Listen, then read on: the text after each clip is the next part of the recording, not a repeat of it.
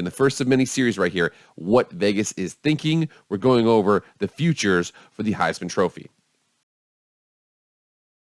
What is up, everybody? It is Jake with Master of Football back at it again. Happy Friday. Thank you so much for being here. If you want to be up to date on college football, pro football, Madden, college football, NFL draft, anything related to American football, hit that red subscribe button. You'll not be disappointed. Also, the like button too, and follow on Twitter /X. Twitter X fam is growing. Without further ado, let's get into the video.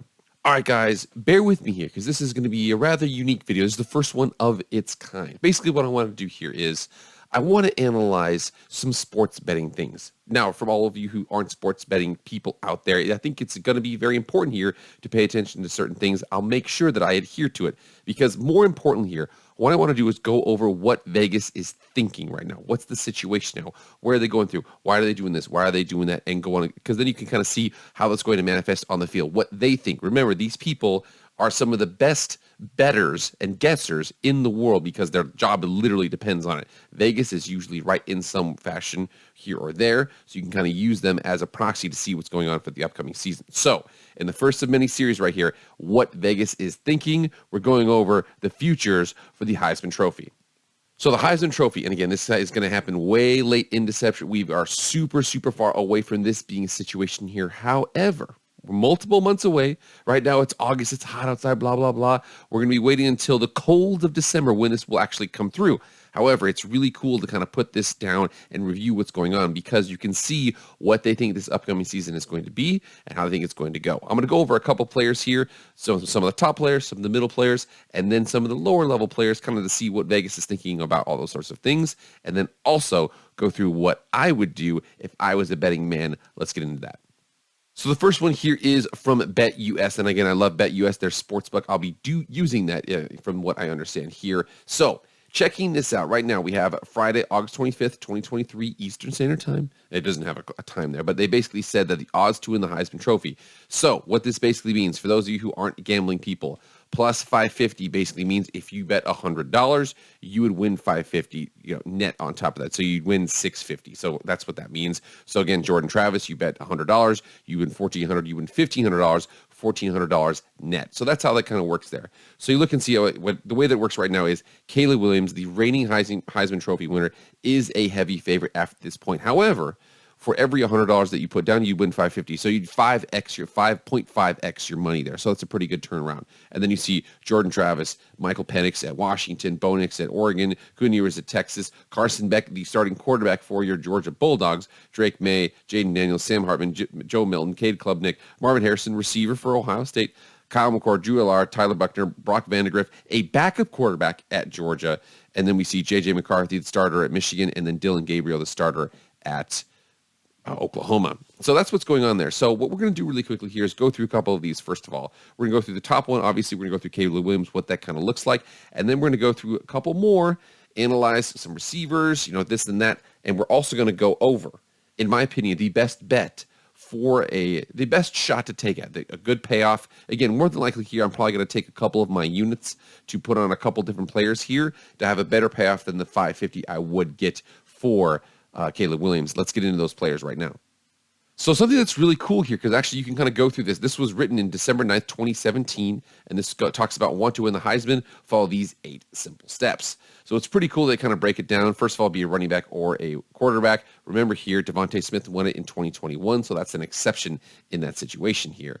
We see that. We see be part of a Power 5 conference or Notre Dame. That makes total sense. We see that be on a team that has 3 or fewer losses. That's going to be a lot of these teams up here at the top there. We also see, run for 15 or more touchdowns if you're a quarterback. That's a rare exception. But again, if you run for 15 or more touchdowns, you're probably going to get a Heisman Trophy there. And then we also see meet some basic statistical thresholds if you're a quarterback, 30 passing touchdowns, 1 rushing touchdown, and 11 interceptions. Less than that interceptions, more in touchdowns, and more in rushing touchdowns. And you should be in a good situation there. I think that, Caleb Williams had 40 and 10 rushing touchdowns or something like that. So very solid there, 5 interceptions as well. We also see the fact that if you're a quarterback, have fewer team losses than the other quarterbacks. Basically, just be on a quarterback that's a really good team. Number 7 here is really interesting here. Meet some not-so-statistical thresholds if you're a running back. 1,980 yards from scrimmage and 16 rushing touchdowns. So basically get about a touchdown a game and get 2,000 scrimmage yards from 2,000 yards from scrimmage. And then if no QBs are left, the running back wins. If a QB remains, he wins. That's basically what they've said here. So let's go through some of those players to see what they can facilitate to do that. First one here is Caleb Williams, and I know my face is covering this up. I wanted you guys to see his face. But again, we see the fact that last year, what he did, he had 66% completion, 500 passing attempts, 4,500 yards, 42 touchdowns, 5 interceptions, 168 rating, really good there, 113 carries, 380 yards, and 10 touchdowns. So 42 passing touchdowns, 10 rushing touchdowns, 5 interceptions, a 7-to-1 touchdown interception ratio. He absolutely killed it. USC looks like they're going to be in a good spot too this year because if you check out their schedule, it leans heavily towards benefiting them. So looking at their schedule, and again, first game, San Jose State, and then they have Nevada, and then they have Stanford. More than likely, win, and a ton of stats. At Arizona State, new coach, will more than likely going to get a win there.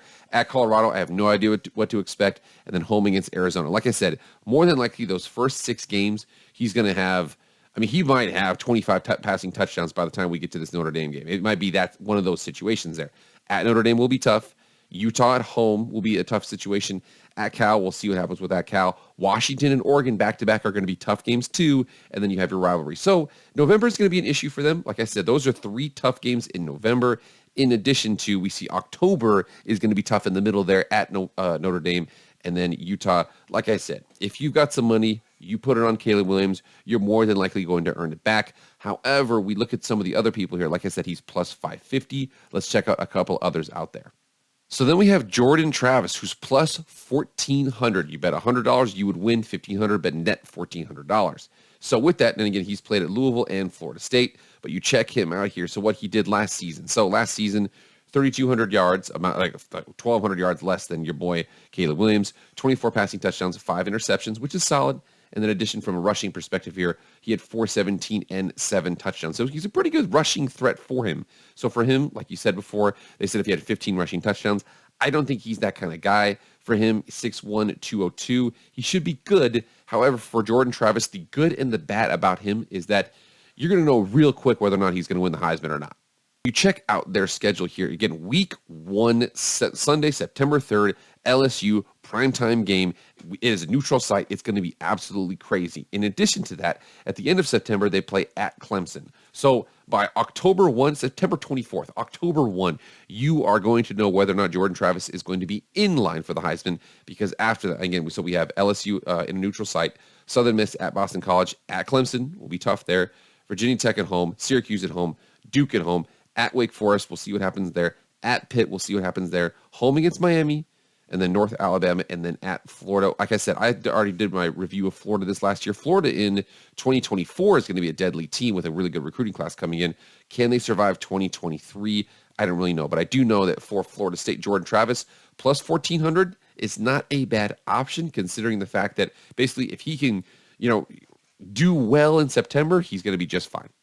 So one that's kind of crazy here is Carson Beck is plus 1,800. Carson Beck has never thrown more than 11 passes in a single game. He threw 11 passes last year against Vanderbilt and a 55-0 blowout. So good for them there. So he's never thrown more than 11 passes in a game. Hardly, never started anything like that. He's a junior.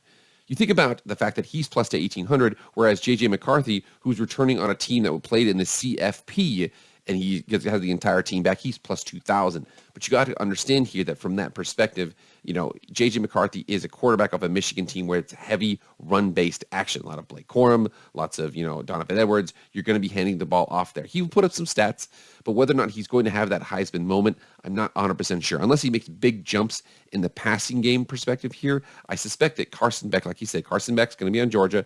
The over-under on Georgia right now for regular season wins is 11.5, meaning they're going to win 12 games, more than likely. Now, they might go 12-1, losing the SEC championship game, something like that. But my best guess is Carson Beck is going to be the best player on a 12-0 team. Like I said, I think Georgia's going to go 12-0 in the regular season. What they do in the conference championship and what they do in the CFP, that's still up in the air. But I think they're going to just walk to 12-0. Carson Beck will be the quarterback, plus 1,800. Not a bad option there. Now, plus 2,500, one of the top receivers we got here. We got your boy Marvin Harrison Jr. So Marvin Harrison Jr. this last season absolutely killed it. So remember his freshman year, 11 for 139, 3 touchdowns. This last season, 77 for 1,214 touchdowns. So it is possible that he can win the Heisman Trophy. However, he has to put up ungodly stats 6'4", 205. Going to have a new quarterback. But remember, it's possible. You just have to do what Devontae Smith did when he was at Alabama when he won it. So Devontae Smith, looking at what your boy did over here, these are his college stats. He had his senior year, he had 117 catches, 1,800 yards, 23 rushing touchdowns. So absolutely ungodly numbers there. He also had 4 carries for 6 yards and 1 touchdown rushing, 24 total touchdowns. Absolutely unbelievable. Can Marvin Harrison do this? Absolutely. Remember, the betting is plus 2,500. You put $100 down, you would win 2,600 to net, you would bet 2,600 to net $2,500. Absolutely huge. A possibility, but that's what you're looking at. And last but not least, the guys that I want to talk about here, the one that I personally, and again, I'm not telling you what to do, but if I was betting, what I would do is I put my money on Joe Milton. Here's the reason why. So Joe Milton, Tennessee quarterback, transferred in from Michigan. So you see the situation here. So Michigan had a rough start to them. He didn't play very well. He had 4 touchdowns, 4 picks in the 2020 season. It was a shortened season. Comes to Tennessee in backup duty. First year, 2021, 2 touchdowns, no picks. Last year in backup duty with Hendon Hooker on the team, 10 passing touchdowns, no interceptions, a 200 rating. Your boy, 6'5", 244, absolutely rocket arm. Remember what Hendon Hooker did in the offense last season? Like I said, Hendon Hooker, the same situation, transferred in from Virginia Tech, had bad stats at Virginia Tech, went to Tennessee. This system is absolutely awesome for generating a lot of stats. So seeing Hendon Hooker, we check it out, 6'4", 218, a little bit smaller, but we see the fact that look what he did in Tennessee his 2 years. Like we said, Virginia Tech, 13-2, pretty good, and then 9-5 and transferred away. But then 2021, 31-3. And then last year, 27-2, was up for the Heisman, ultimately hurt his knee. He does not have as strong of an arm as our dear friend, Mr. Joe Milton. However, what he did have was he was a little more solid with that. But Joe Milton, that offense is so unique. It is super, super quarterback friendly. He was the 2022 SEC Offensive Player of the Year. Joe Milton is stepping into that. Like I said, Joe Milton had 10 touchdowns and no picks in backup duty last year. He's going to be the starter, and I like their schedule. So the way the schedule breaks out for Joe Milton is it starts off, he's got Virginia, like we said, is at a neutral site. I think they should be able to win that game. And then Austin Peay. At Florida will be interesting. I think it should be okay. UT San Antonio, they have to have their revenge game against South Carolina. They did lose their quarterback in that game. And then Texas A&M. Here's where it gets interesting. Obviously, at Alabama is a tough one there. If you can go in there, Alabama is going to be motivated to beat you. But again, I think that the sheer amount of stats, you've got an at Kentucky, you've got a UConn at home, you've got an at Missouri, you have Georgia at home. I don't know if that would be an ultimate Heisman moment if November 18th he can beat Georgia at home. And then you end with Vanderbilt. He's going to have 40 passing touchdowns. He's going to have 10 rushing touchdowns, whatever the situation, maybe not 10 rushing touchdowns, but he's got a big time arm. That offense is super, super easy to put up stats. He had 10 touchdowns and no picks last year in backup duty. Like I said, plus 2,500. If I was a betting man, I would put it on Joe Milton. That's what I would say. Not telling you to do that, but I'm saying that's what I would do. Heisman Trophy betting is very, very interesting here. So you can see the fact that for the most part, Caleb Williams is the heads and shoulders above everybody else in terms of being the plus 50, plus 5,500. So, plus 550 for him. You bet 100, you win 550. Pretty good shot there. What I want to do here, I'm telling you right now, Joe Milton is the guy you need to watch, plus 2,500. He steps into a really, really quarterback-friendly offense, really, really good situation. He's got a big, strong arm. He makes easy reads. People are wide open. All you need is a cannon. He's got one. I really like him as kind of a dark horse there. You put like $10 on him and you'd win 250. I really like that from that perspective. Joe Milton, he's my dark horse for the Heisman Trophy. Love the betting odds on him too. Guys, get in the comments right now. Let me know what you think about this whole situation. I personally like me some Joe Milton. Some Quinshon Judkins, the running back from Ole Miss, kind of excites me too. Marvin Harrison Jr. would have to put up ungodly stats. I think there's too many good quarterbacks to compete with them there. Carson Beck at Georgia, it's just unknown. I don't know what to make of him. But again, you guys get in the comments which ones do you like, which ones you don't. I'll include that link in the description. But that's it, guys. I'll see you guys later. I am out.